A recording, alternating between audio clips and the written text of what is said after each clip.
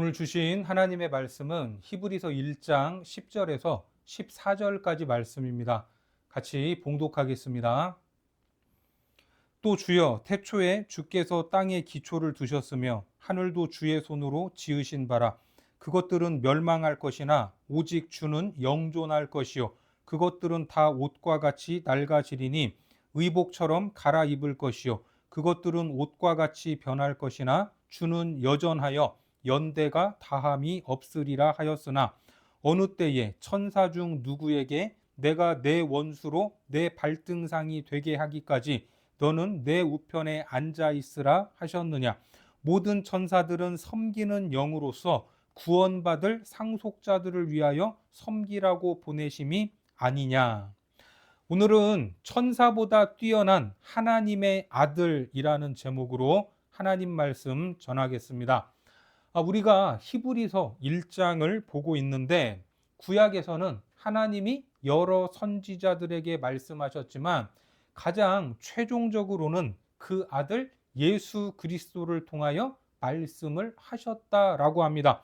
예수님은 수천 년 세월 동안 구약에서 계시되었던 메시아로 그 율법을 완성하셨습니다. 그래서 히브리서는 시작부터 예수님을 강조하고 있는데 그분의 우월성을 특히 무엇과 비교하고 있습니까? 천사라는 존재와 계속해서 비교하고 있습니다. 예수님은 천사와 다르다라고 하고 하나님이 천사를 향해서는 내 아들이라고 말한 적이 없고 뭔가 특별한 지위를 준 적도 없다라고 말합니다. 특히 유대의 개념에서 아들이라는 것은 그 아버지와 동등한 신분이죠. 그와 또 동등한 지위를 가진 존재로 받아들여집니다. 그러니까 예수님은 하나님과 동등한 분이십니다. 구약에서는 선지자를 통하여 말씀하셨고 천사를 통해서도 계시하셨지만 이제는 예수를 통하여 말씀하셨던 겁니다. 이제 예수 그리스도를 통해서 하나님의 나라가 임했고 인류는 그분을 통해서 구원을 받게 되는 겁니다. 그래서 하나님이신 그분이 이 땅에 오셨다는 것은 구원의 문제에 있어서 하나님이 직접 개입을 하셨다라는 걸 의미합니다. 우리가 드라마에서 한 번씩 보는 장면이지만 어느 직원과 말다툼을 하다가 안 되면 뭐라고 소리를 지릅니까? 여기 책임자 나와! 사장 불러와! 이렇게 말하지 않습니까? 왜 그렇습니까? 그 직원은 책임과 권한이 제한적이기 때문입니다. 어디까지 보상을 해 줄 수 있는지 그런 말도 못하고 그냥 죄송하다고만 할 뿐입니다. 마찬가지로 하나님이 직접 개입을 하셨다는 것은 누군가에게 전달하고 지시하는 것이 아니라 현장에서 그 문제를 직접 해결하신다는 겁니다. 현장의 문제들을 스스로 고치시고 새롭게 변화시킬 수 있는 권세가 있기 때문입니다. 왜 그럴 수 있죠? 그분이 창조주이시기 때문입니다. 10절에 보니까 또 주여 태초에 주께서 땅에 기초를 두셨으며 하늘도 주의 손으로 지으신 바라. 그냥 하나님이 창조만 하시고 니들이 알아서 살아라 이렇게 던져 두신 것이 아닙니다. 거기에 직접적으로 적극적으로 개입을 하고 계십니다. 그래서 인간의 불순종으로 죄가 들어와 인류를 향한 하나님의 계획이 끝난 것처럼 보였지만 여자의 후손을 말씀하시면서 끝까지 포기하지 않으시고 그 일을 이루어 가셨던 겁니다. 사실 하나님이 창조주이시기 때문에 이런 것들이 말도 안 듣고 사고를 쳤다 하시면서 창조한 모든 것들을 다 없애버리시고 다시 시작할 수도 있습니다. 그게 훨씬 더 쉬울 수 있습니다. 왜 그렇습니까? 창조주이시고 창조의 능력과 권세가 있기 때문입니다. 아니면 더 간단하게 죄 지었던 시간을 뒤로 돌릴 수도 있고 아예 없었던 일로 할 수도 있고 모두의 기억에서 지워버릴 수도 있는 그런 거 아니겠습니까? 그런데 그렇게 하지 않으셨습니다. 그렇게 죄악으로 물들어 버린 이 세상이 영원할 수 있겠습니까? 그럴 수 없습니다. 본문 11절과 12절에 보니까 그것들은 멸망할 것이나 오직 주는 영존할 것이요 그것들은 다 옷과 같이 낡아지리니 의복처럼 갈아입을 것이요 그것들은 옷과 같이 변할 것이나 주는 여전하여 연대가 다함이 없으리라 하였으나. 그렇습니다. 세상은 낡아질 수밖에 없고 변할 수밖에 없지만 오직 주님만 영원하다라고 선포하고 있습니다. 이게 무슨 말입니까?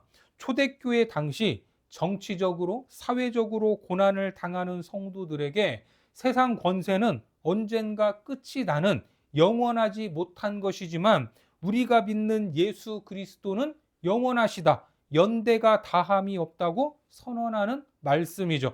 하지만 이 말은 그냥 히브리서 기자가 그들을 위로하고 격려하기 위해서 지어낸 말이 아니라 구약의 권위 있는 말씀을 인용하는 말입니다. 시편 102편으로 가서 25절에서 27절까지를 보면 주께서 옛적에 땅의 기초를 놓으셨사오며 하늘도 주의 손으로 지으신 바니이다.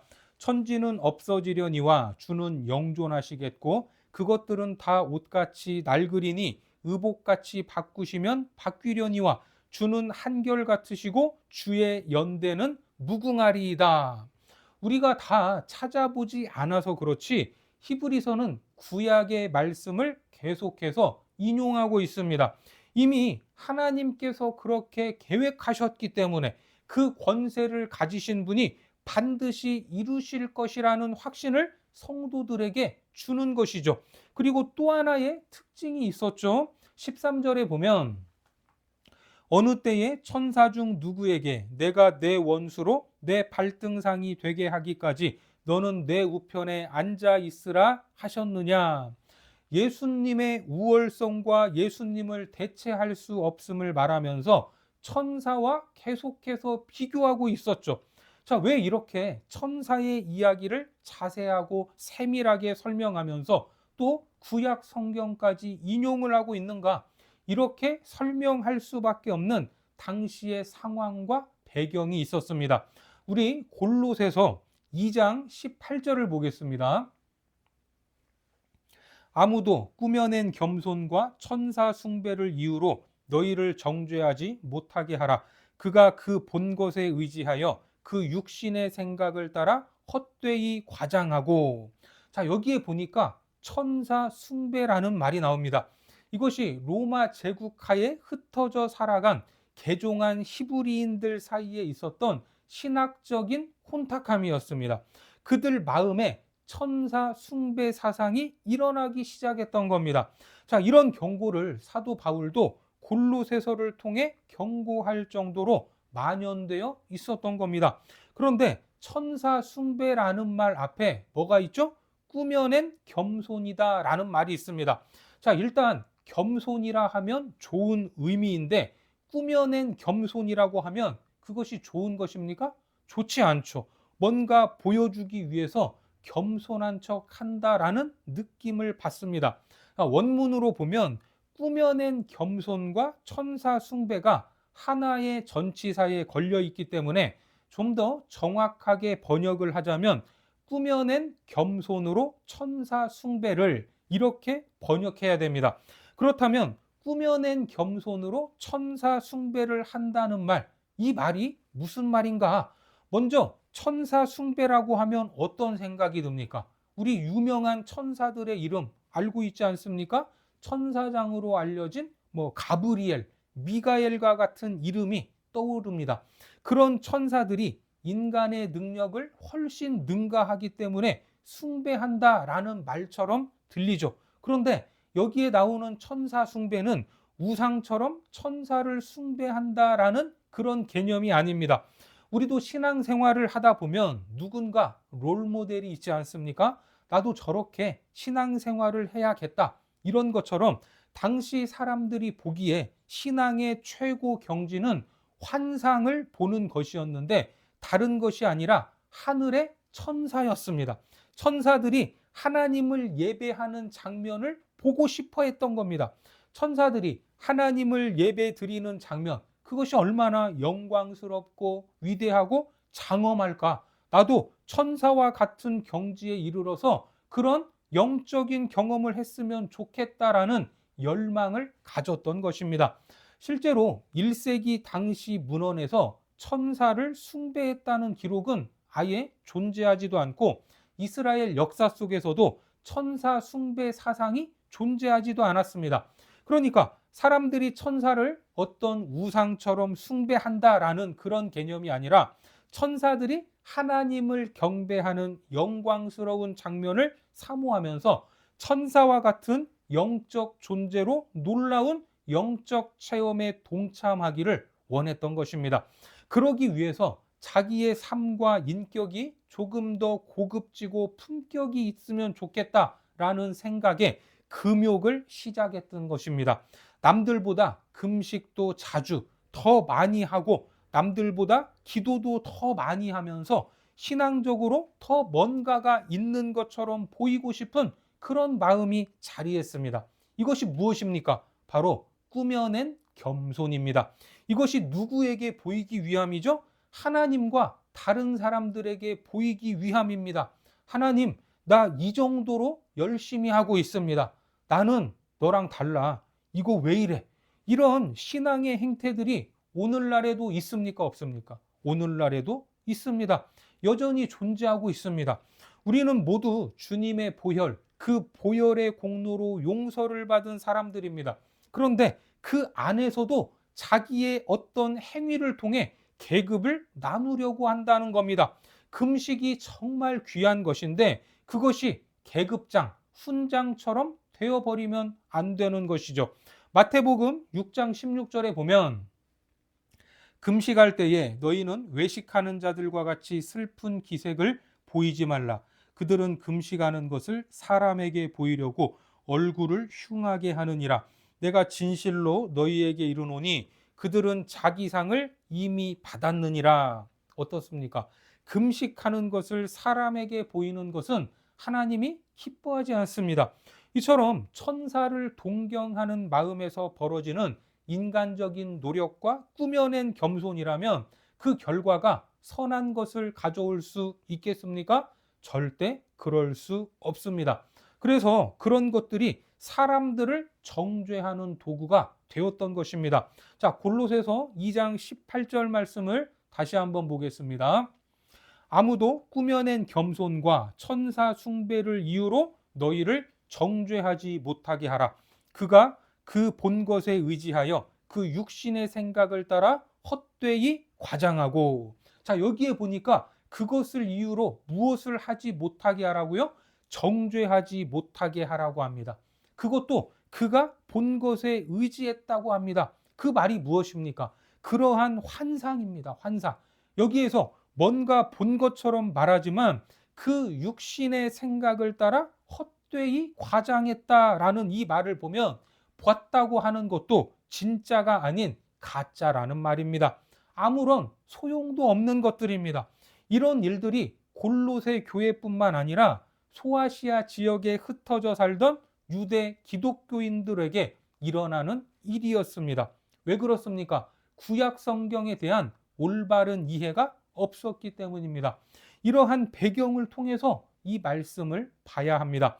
그래서 예수 그리스도가 누구신가? 천사는 어떤 존재인가를 설명하고 비교하고 구약의 말씀까지 인용해 가면서 히브리서를 보내는 것입니다. 자, 본문 14절을 보겠습니다. 모든 천사들은 섬기는 영으로서 구원받을 상속자들을 위하여 섬기라고 보내심이 아니냐. 여기에 나오는 상속자들은 다른 것이 아니라 바로 저와 여러분들입니다. 우리들을 말하는 것입니다. 그러니까 천사들은 어떤 존재입니까?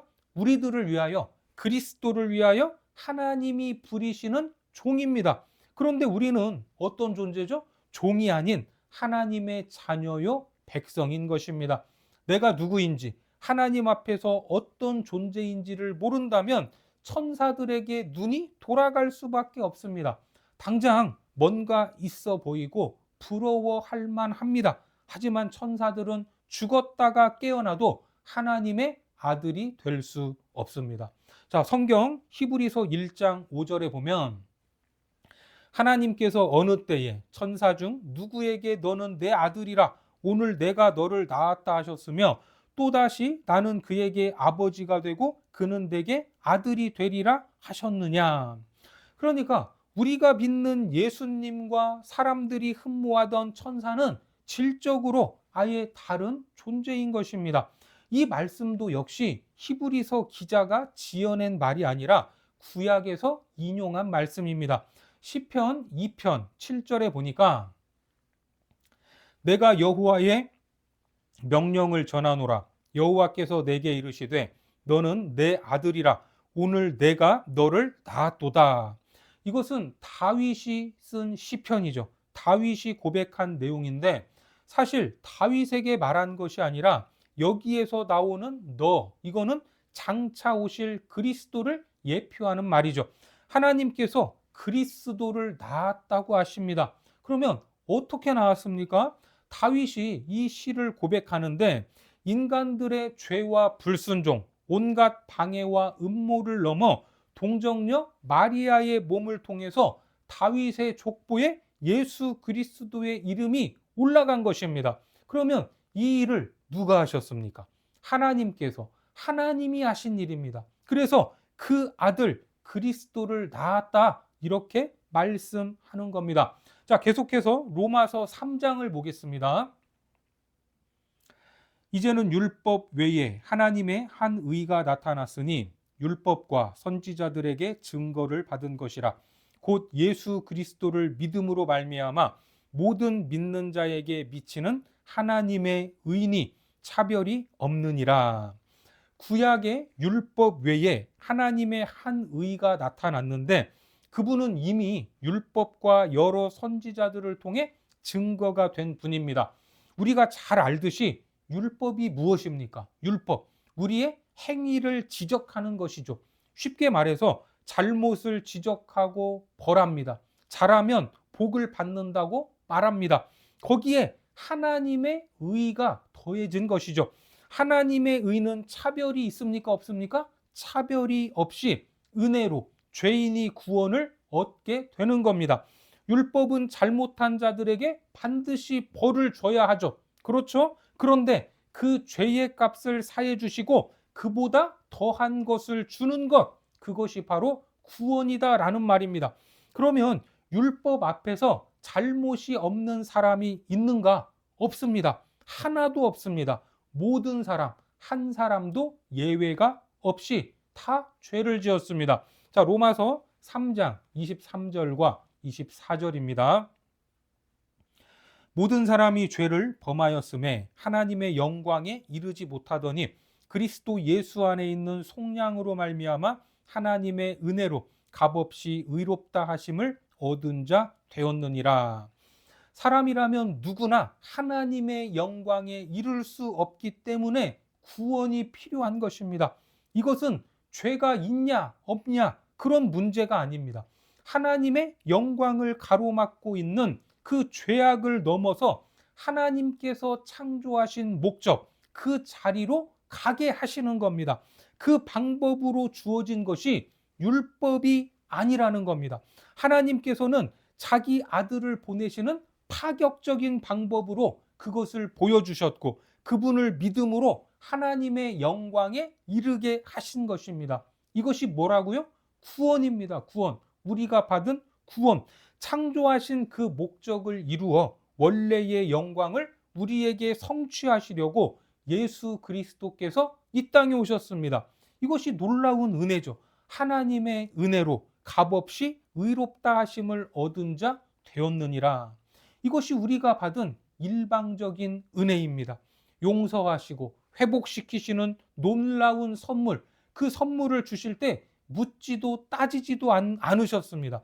그러니까 우리가 알아야 할 것은 하나님이 예수 그리스도 안에서 우리에게 주신 은혜, 축복, 그것이 무엇인가를 알아야 합니다. 그것을 위해 훈련받아야 하고 구체화해야 하고 거기에 믿음으로 반응하는 삶을 살아야 되는 겁니다. 그런데 우리는 그런 복과 보상을 세상의 어떤 것으로 받으려고 합니다. 하지만 하나님은 이미 우리에게 다 주셨다는 것을 믿으시기 바랍니다. 그것이 어디에 있습니까? 우리가 받은 구원, 예수 그리스도 안에 있습니다. 그래서 누구를 통해서 상속이 이루어지는가? 마다들에게 상속이 이루어집니다. 히브리서 1장 6절에 보면 또 그가 마다들을 이끌어 세상에 다시 들어오게 하실 때에 하나님의 모든 천사들은 그에게 경배할지어다 말씀하시며, 자, 마다들은 처음 태어난 장남이죠. 장자, 큰아들로서 근본이요 시작이라는 의미와 권리를 갖습니다. 그래서 하나님의 나라와 그 경영을 상속받는 것은 아주 당연한 겁니다. 그런데 놀라운 것은 그 상속의 명단에 누가 있습니까? 바로 우리가 들어있다는 겁니다. 다시 본문 14절에 모든 천사들은 섬기는 영으로서 구원받을 상속자들을 위하여 섬기라고 보내심이 아니냐. 이 말씀에서 우리를 구원받을 상속자들이라고 말합니다. 우리가 모든 것을 상속받으시는 마다들, 예수 그리스도를 믿기 때문에 그리스도 안에 있는 모든 것이 바로 우리들의 것이 된다라는 말입니다. 이것을 믿으시기 바랍니다. 우리가 이러한 진리를 바로 알고 믿는다면 우리 삶에 어떠한 일이 찾아와도 우리는 능히 이겨낼 수 있습니다. 이 상속은 될 수도 있고 안 될지도 모르는 그런 불확실한 상속이 아닙니다. 자기의 목숨을 담보로 하는 상속입니다. 사람들이 예수를 믿는다고 하면서도 꾸며낸 겸손과 같은 천사 숭배에 눈을 돌리는 이유는 예수 그리스도가 어떤 분인지를 모르니까, 그분 안에 얼마나 크고 귀한 것들이 있는지 모르니까 그렇게 되는 것입니다. 주님을 제대로 모르면 자기 열심과 종교적 열정에 매달리게 되고 공동체 안에서 누가 더 높은지 따져 계급을 만들고 나보다 잘하냐 못하냐를 비교하면서 정죄하게 되는 겁니다. 왜 그런 쓸데없는 일에 인생을 허비해야 합니까? 그것이 바로 율법적인 삶입니다. 하나님은 그런 율법에 소망이 없기 때문에 율법 외에 하나님의 한 의를 보내신 것입니다. 그렇게 이 땅에 오신 하나님의 아들, 그 주님의 사랑을 안다면 그것을 다 누리기에도 우리 인생은 부족할 수밖에 없습니다. 2026년 벌써 1월도 중순, 이제 말을 향하여 가고 있습니다. 우리 모두가 무엇보다도 예수 그리스도를 알아가고자 하는 열심을 내어 하나님 나라에 대한 비전을 깨달으시고 예수 안에 있는 귀한 보배들을 누릴 수 있기 바랍니다. 그래서 현실에서 만나는 모든 상황 앞에서 믿음으로 반응하며 한 걸음씩 전진하는 주님의 귀한 백성들이 되시기를 주님의 이름으로 축원합니다. 기도하겠습니다. 하나님, 율법의 저주를 넘어 아들 예수 그리스도를 우리에게 보내주시니 감사합니다. 그 아들이 상속자요, 그 안에 하나님의 충만함이 가득함을 믿사오니 예수를 바로 알기 원합니다. 꾸며낸 겸손 같은 행위와 남들과 비교하는 마음으로 살지 않게 하시고 오직 예수 안에 있는 크고 비밀한 보배를 발견하고 그 놀라운 복들을 누리는 삶이 되게 하여 주옵소서. 그리하여 마주한 모든 고난 앞에서도 믿음으로 승리하는 하늘 백성으로 인도하여 주옵소서. 예수님의 이름으로 기도드립니다. 아멘.